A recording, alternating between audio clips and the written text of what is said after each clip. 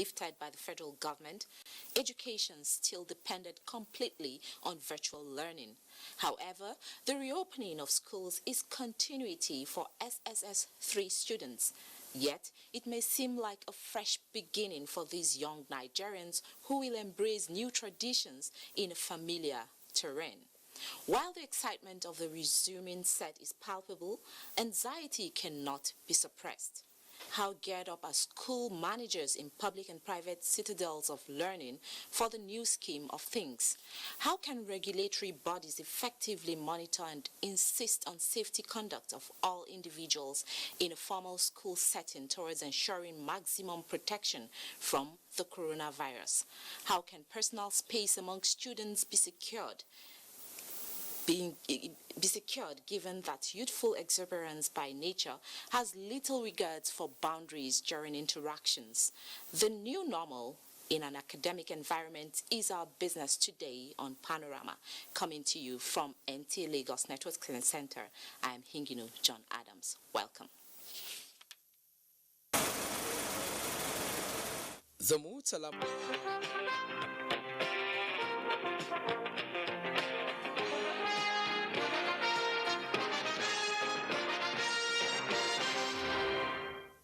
Thanks for being there. We begin with security. President Muhammadu Buhari has convened an extraordinary meeting of the National Security Council. State House correspondent Adamu Sambo reports that the meeting was summoned by the Nigerian leader in response to what he described as a disturbing trend in the nation's security situation. In attendance at the crucial engagement were Vice President Yemi Osinbajo, the National Security Advisor, all the service chiefs led by the Chief of Defense Staff and the Chief of Defense Intelligence. Others are the Inspector General of Police, Director General of Department of State Services, and the National Intelligence Agency, and other critical stakeholders.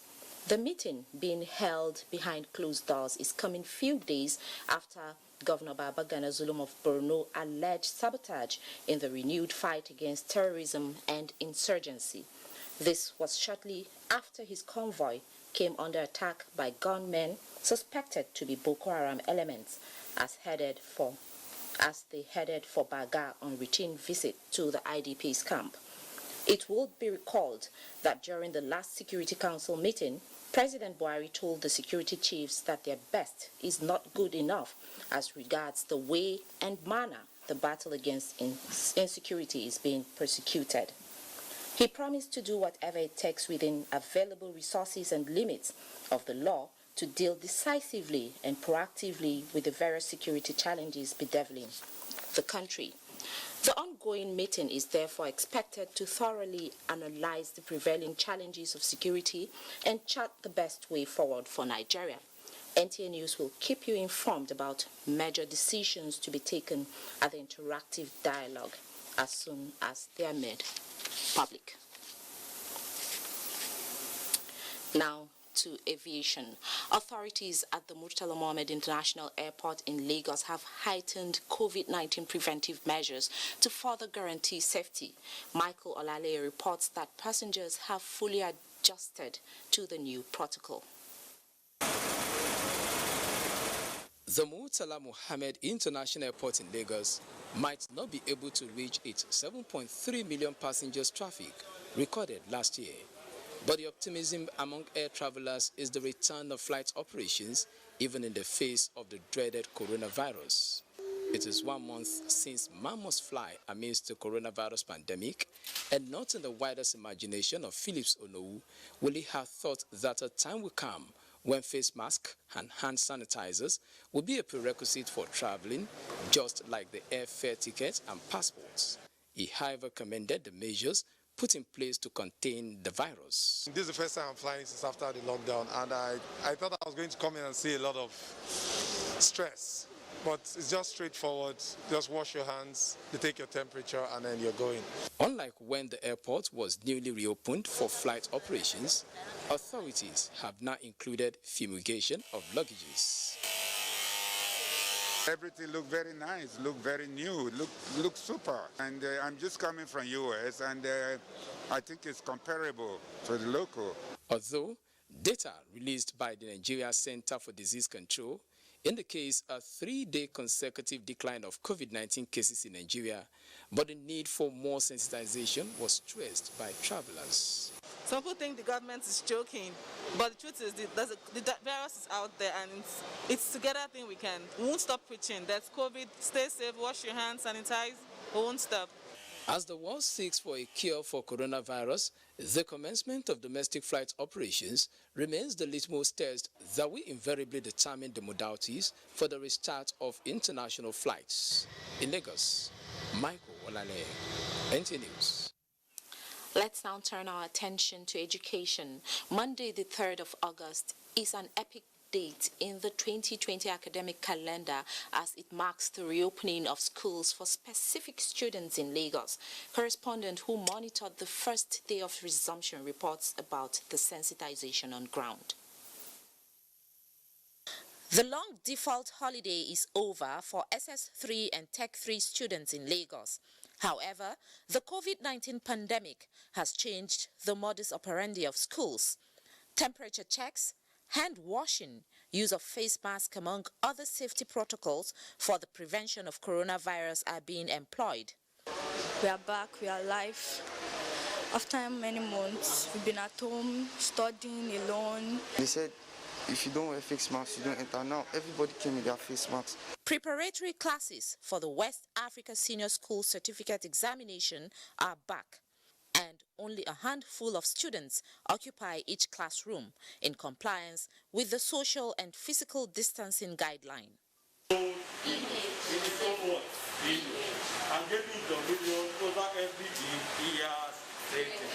A team from the Lagos State government is on ground to ensure total compliance. We cannot risk them catching this dreaded COVID disease. We are trying to ensure that we reduce the risk to the barest minimum. In a few weeks, the examinations will begin. The students are optimistic that they will excel because they were adequately engaged through e-learning during the protracted lockdown. In Lagos, now, still, guidelines for schools have been listed for enforcement as final year students in secondary level return for examinations. Here to analyze pertinent issues about this shift is Adesheke Babatunde, former chairman, is Dr. Rita Oladele, consultant clinical microbiologist. Thanks for joining us on the program.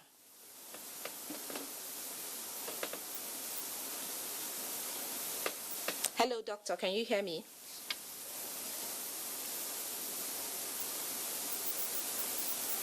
Hello, Dr. Oladele. Can you hear me?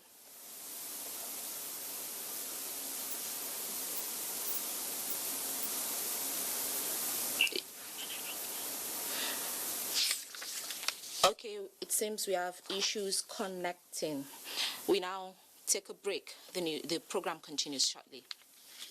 Coronavirus is dangerous. It can kill. When you see this sign, high fever, cough, shortness of breath, drowsiness, pneumonia, don't panic, don't hide, don't embark in self-medication. Promptly visit the nearest medical facility. Report all cases to the nearest hospital. Prevention is key. Avoid contact with infected persons. Avoid crowded areas as much as possible. Wash your hands regularly. Use hand sanitizers. Your life is precious. Stay alive. Live long. Live right. This message is sponsored by the Federal Ministry of Information and Culture and the Nigerian Film Corporation. Nigerian Film Corporation, powering possible.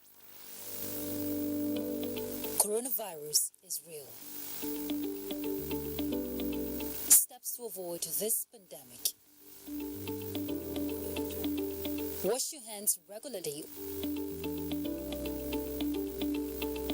or sanitize your hands. Keep social and physical distancing. Avoid crowded places. Stay at home unless absolutely necessary. Don't touch your eyes, nose or mouth if your hands are not clean. Avoid the spread of coronavirus. Coronavirus is real.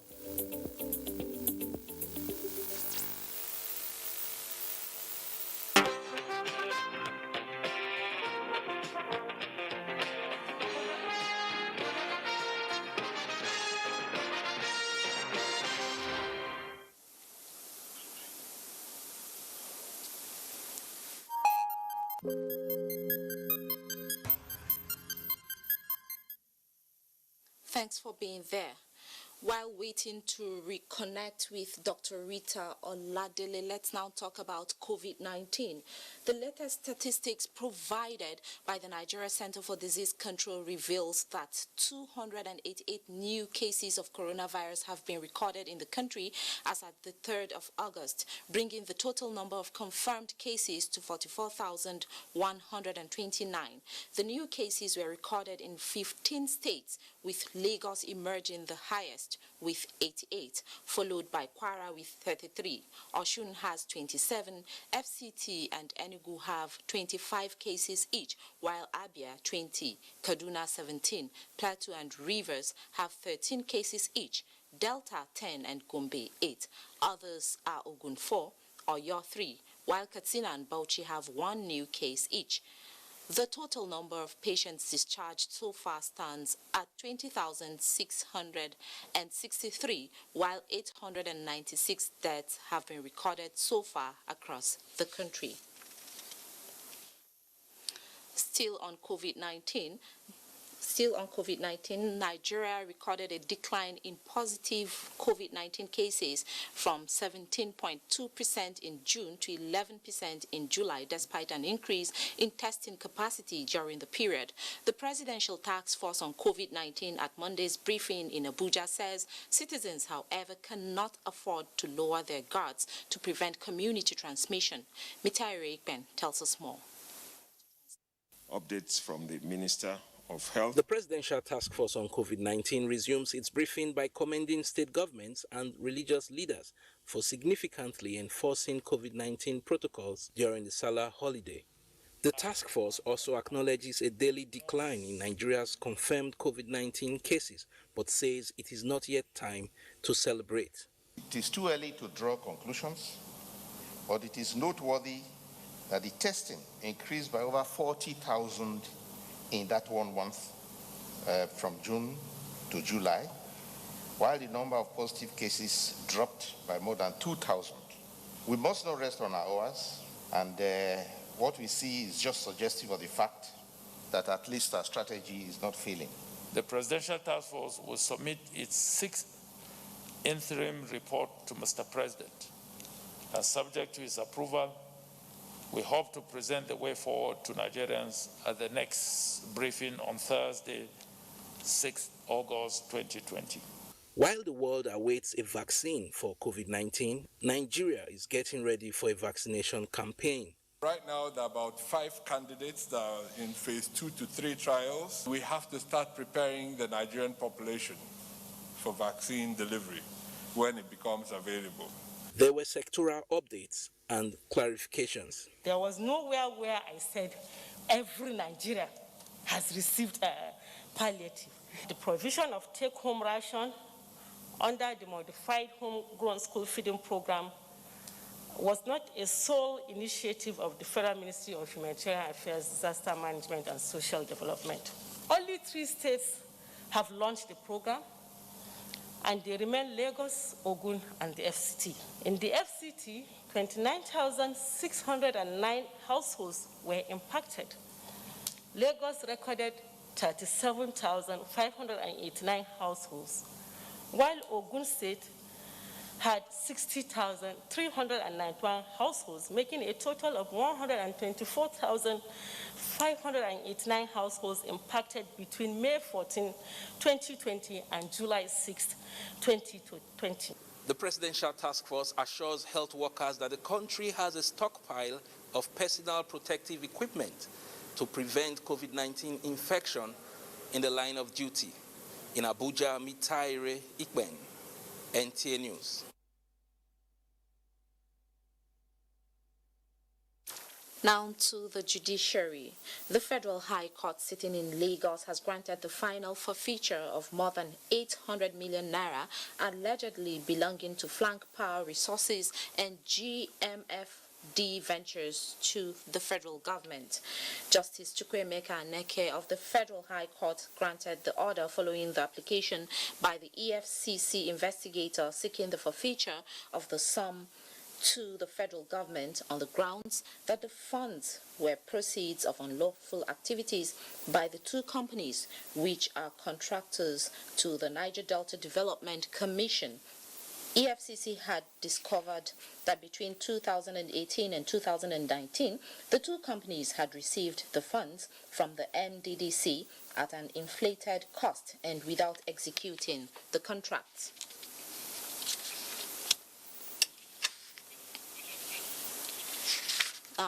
The Minister of Humanitarian Affairs, Disaster Management and Social Development, Sadia Umar Farouk, has given a comprehensive response to speculations and fake news circulating around the 13 billion naira purportedly spent daily on provision of take-home rations under the modified homegrown school feeding program.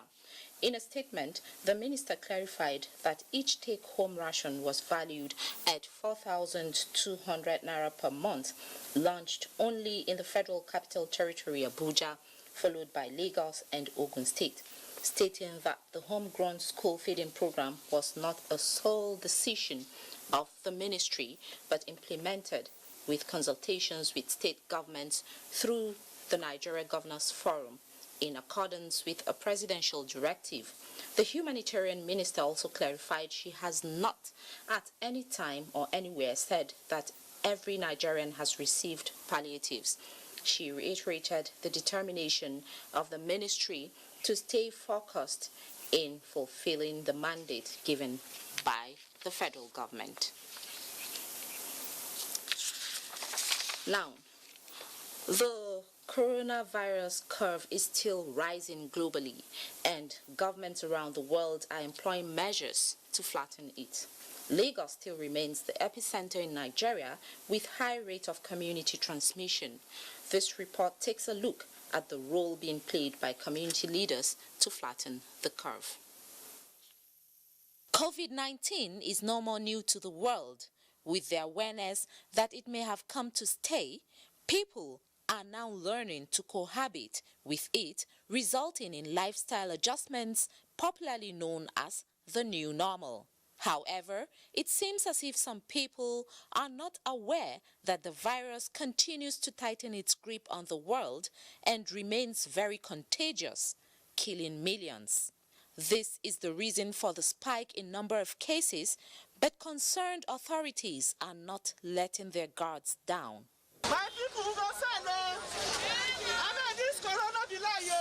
With community transmission increasing in Lagos State, traditional rulers are employing various means of enlightenment and enforcement of the preventive COVID-19 measures. We are almost 100% compliance with the safety rules. Almost 100%.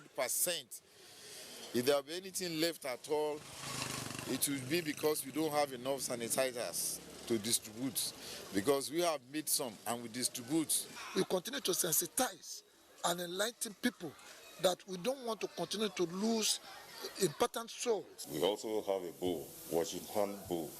We put it at the entrance of this gate for people that are coming into this community. And using this opportunity to tell the entire nation, Lagos, Langbasa in particular, Kingdom, that the COVID-19 is real. Even as these leaders try their best to make their people embrace all the health measures to curtail the coronavirus pandemic, more attention is shifted to the roles of individuals to ensure a COVID-19 free society. In Lagos, you're watching Panorama coming to you from the Lagos Network Center. Now, time for a break. We will be back shortly. The coronavirus spread is when infected people sneeze and cough. Small droplets of fluid expelled by cough or sneezes are laced with viruses looking for new respiratory tracts to infect. When a sick person sneezes around someone who is healthy, the virus can land in the nose, mouth, or even the eyes, causing an infection. Symptoms can include fever, cough, shortness of breath. Symptoms may appear within 2 to 14 days. Seek medical advice if you develop symptoms and have been in close contact with a person known to have COVID-19, or if you live or have recently been in an area with ongoing spread of COVID-19. This message is brought to you by the Nigerian Television Authority, NTA, Africa's largest television network.